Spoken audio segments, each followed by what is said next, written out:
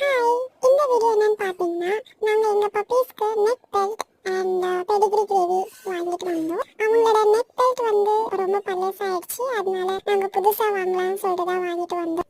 எங்களோட ஒரு பப்பிக்கு வந்து ரெட் கலர், இன்னொரு பப்பிக்கு வந்து ப்ளூ கலர்னு சொல்லிட்டு சூஸ் பண்ணி எங்கள் சின்ன பப்பியோட நெக் பெல்ட் வந்து ரொம்ப பழசாக இருந்துச்சு, அதனால பிளாக் கலரில் ஒன்று வாங்கி அதை நான் போட்டு பார்க்குறேன்.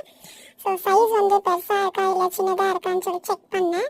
கரெக்டாக இருந்துச்சு, லூஸாகவே இருந்துச்சு கொஞ்சம். ஏன்னா ரொம்ப டைட்டாக இருந்துச்சுன்னா அவங்களுக்கு ரொம்ப அன்கம்ஃபர்டபுளாக இருக்கும். அதனால நான் கொஞ்சம் லூஸாக இருக்கிற மாதிரி தான் வாங்கினேன். யூஸ்வலாக எங்கள் பக்கத்துக்கு நான் வந்து பாடி பெல்ட் தான் வாங்குவேன். இந்த 3 பெல்ட்டோட காஸ்ட் பார்த்தீங்கன்னா 500 ருபீஸ்க்கு வந்துச்சு. பட் அதை ஈஸியாக அவள் ரிமூவ் பண்ணிட்டு கடிச்சு ஒடிச்சு வச்சிருவா.